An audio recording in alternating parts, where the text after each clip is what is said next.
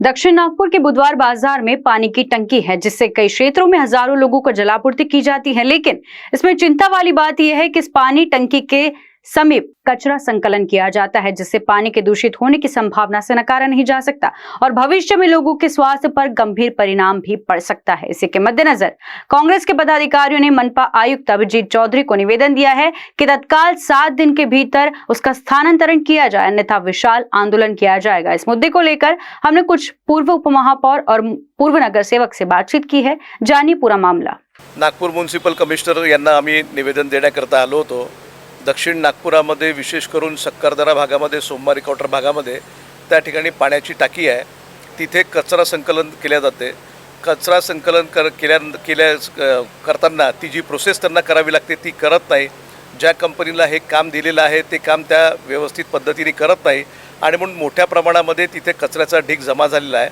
त्याचा त्रास तिथे होणाऱ्या मार्केटमध्ये बसणाऱ्या सर्व लोकांना होतं आणि सोमवारी क्वार्टर हा सगळा भाग, रघुजीनगर हा सगळा भाग मोठ्या प्रमाणामध्ये रहिवासी वस्तीचा भाग आहे। त्या ठिकाणी संध्याकाळी सुद्धा असामाजिक तत्वांचा हैदोस राहतो आणि म्हणून या संपूर्ण दक्षिण नागपुरामध्ये किंवा इतरही भागांमध्ये ज्या पद्धतीमध्ये इंदोरमध्ये मोठ्या प्रमाणामध्ये कचऱ्याचं संकलन करताना एक वेगळी पद्धत अवलंब करण्यात आलेली आहे, तशा पद्धतीने आपल्या नागपुरामध्ये काम व्हायला पाहिजे। BVG कंपनीला जे काम दिलेलं आहे त्याच्यामध्ये मोठा भ्रष्टाचार होत आहे। त्याच्यामध्ये कचरा संकलनच्या गाड्या ज्या आहेत त्या अपुऱ्या आहेत। लोकांच्या घरी कचरा जमा राहतो आणि पर्यायाने तो कचरा मोहल्ल्यामध्ये जमा होतो आणि म्हणून त्याचं व्यवस्थित नियोजन करावं याकरता आम्ही सगळेजण या ठिकाणी आज आलो होतो। आम्ही त्यांना त्या ठिकाणी स्पॉटवर बोलवलं आहे। 1-2 दिवसामध्ये म्युनिसिपल कमिशनर स्वतः त्या ठिकाणी येणार आहेत आणि त्यांना त्या ठिकाणी जागेची पाहणी करून योग्य पद्धतीने या कचरा संकलनचं काम नागपूर शहरामध्ये व्हावं या कामाकरता आम्ही आज या ठिकाणी आलो होतो। इस वक्त हमारे साथ मौजूद है पूर्व उपमहापौर सतीश जी होले। उन्होंने मनपा कमिश्नर को एक बड़ी मांग को लेकर, दक्षिण नागपुर क्षेत्र के एक बहुत अहम मांग को लेकर जो है निवेदन सौंपा है और वो मांग पूरी ना होने पर 7 दिनों के भीतर यदि वो मांग पूरी नहीं की जाती है तो एक बड़ा आंदोलन की जो है उन्होंने चेतावनी दी है। तो वो मांग क्या है और यदि 7 दिन के भीतर वो मांग पूरी नहीं होती है तो इनकी भूमिका क्या होगी, आइए जानते हैं उनसे। क्या बताना चाहेंगे सर? बुधवार बाजार सोमवारी क्वार्टर इथे पिण्याच्या पाण्याच्या टाकीच्या बाजूला कचरा संकलन केंद्र महानगरपालिकेच्या वतीने आहे आणि त्यात दंतोली 2, हनुमाननगर 2 आणि नेहरूनगर 2चा कचरा तिथे एकत्रित करून त्याला भांडेवाडीला पाठवलं जातं। सगळ्यात महत्त्वाचा विषय असा आहे की पिण्याच्या बाजूला कचरा संकलन करणे हे कुठल्याही शास्त्रीय पद्धतीत नाही। दुनियेत मला असं वाटत नाही की कुठल्या तरी देशात सुद्धा पिण्याच्या पाण्याच्या टाकीच्या बाजूला कचरा जबरदस्ती जमा केला जातो। पण या नागपूर महानगरपालिकेच्या विद्वान अधिकाऱ्याच्या चुकीच्या पद्धतीमुळे, कार्यपद्धतीमुळे पिण्याच्या पाण्याच्या टाकीच्या बाजूला कचरा संकलन केंद्र आहे, त्यामुळे एखाद्या वेळेस पिण्याचं पाणी दूषित होऊ शकतं आणि हे पिण्याचं पाणी रेशीमबाग, हनुमाननगर, चंदननगर, बजरंग कॉम्प्लेक्स, रघुजीनगर, सोमवारी क्वार्टर या परिसरात सप्लाय होतो आणि निश्चित रूपानं होणारा धोका, आता काही अधिकारी काल बोलताना बोललेत की समजा अजून धोका झाला का, म्हणजे धोका व्हायची वाट पाहायची का।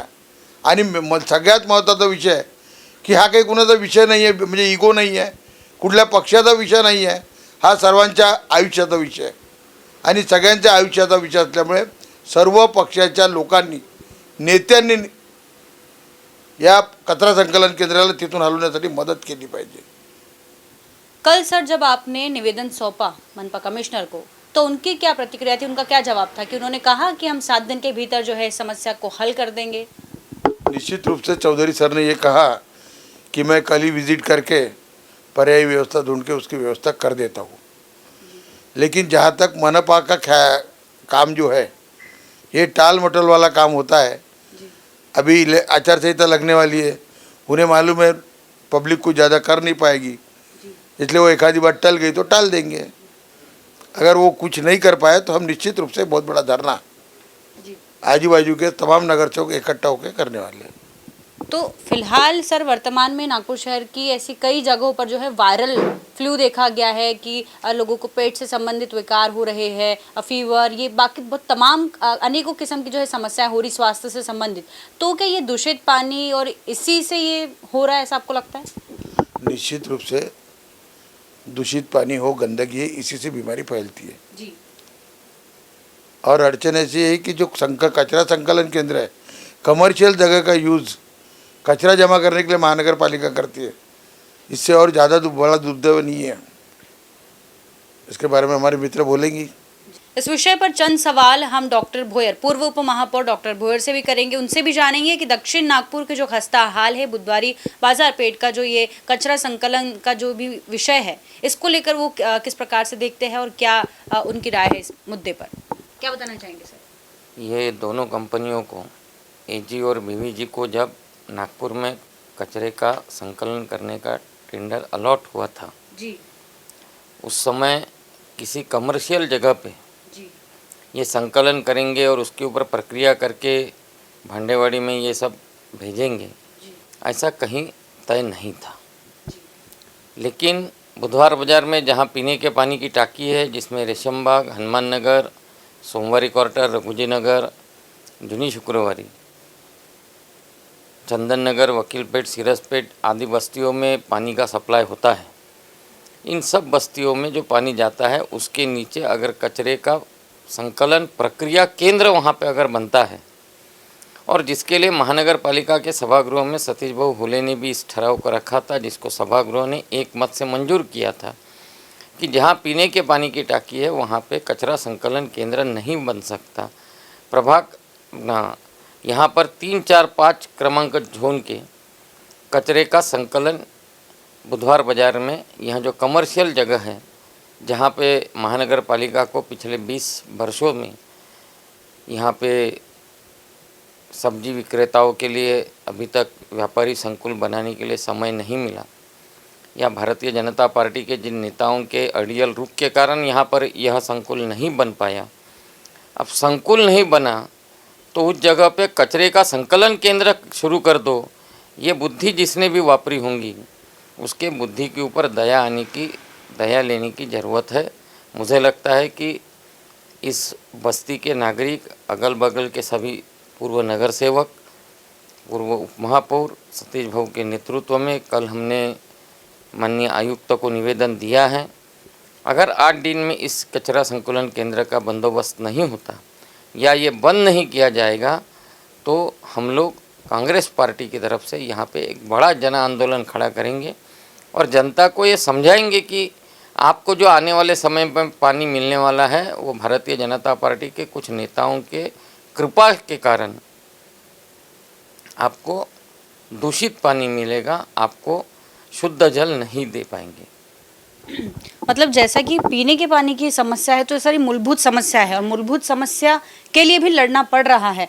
तो मनपा की कार्यप्रणाली चरमरा गई है या वो जानबूझकर लोगों के स्वास्थ्य के साथ खिलवाड़ कर रहे हैं, क्या इस प्रकार से सोचते हैं आप?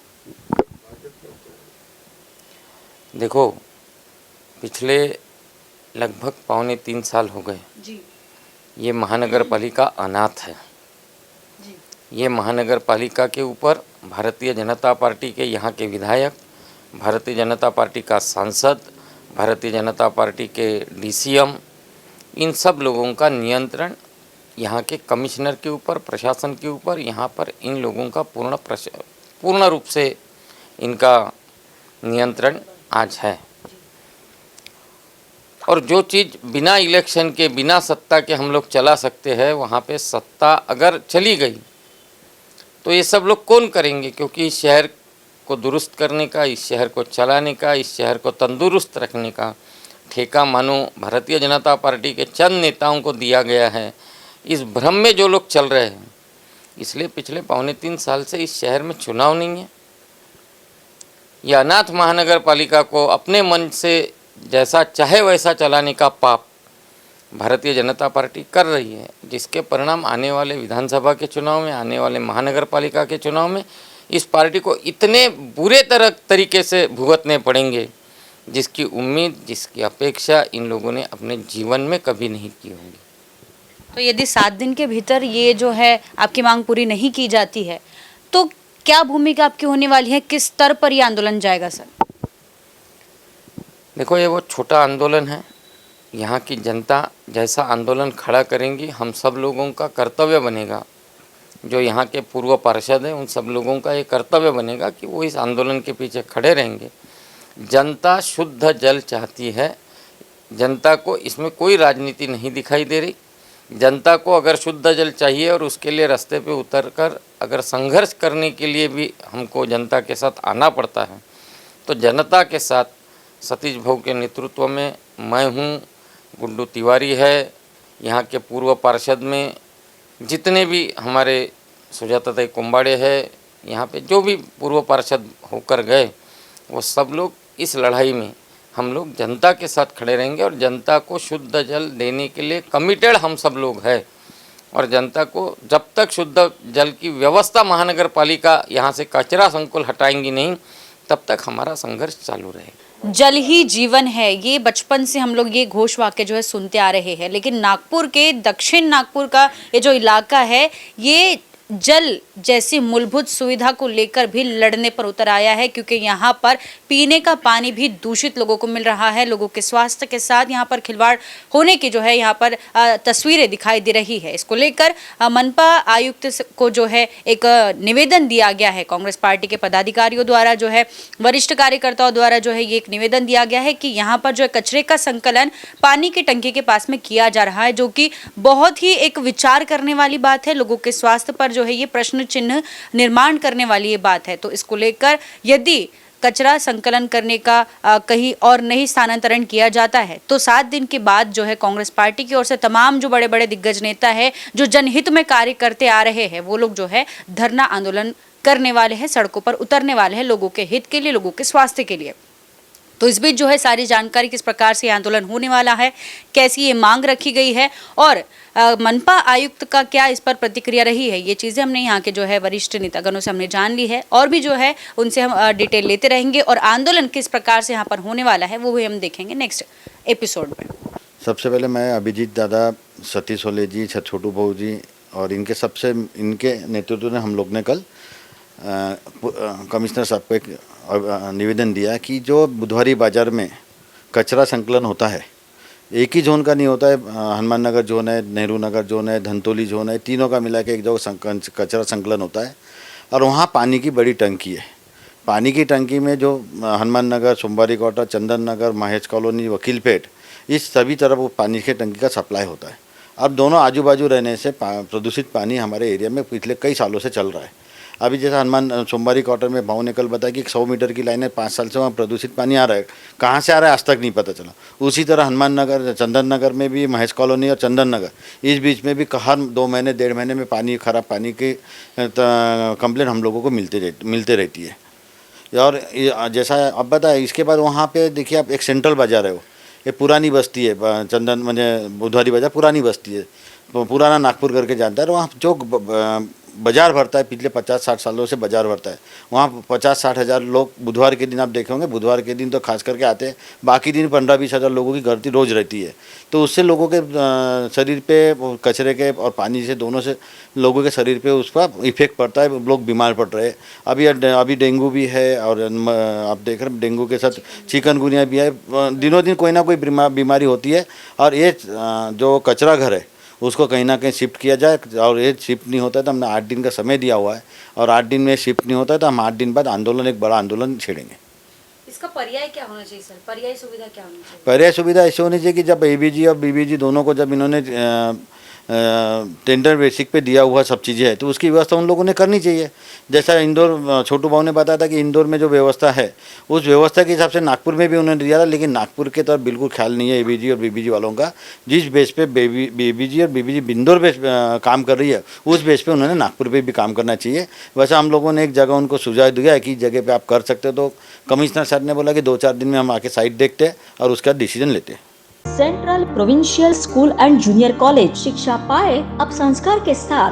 Day boarding and residential school facilities, library, laboratories, computer room, digital classrooms, music, vocal and instrumental, dance, classical and western, sports, indoor and outdoor. Central Provincial School and Junior College, 38 Vedahari, Outer Ring Road, Post Besa, Nagpur. Our branches at Rameshwari and Vedahari. Contact number 7276066999 and 7276055999. Central Provincial School and Junior College.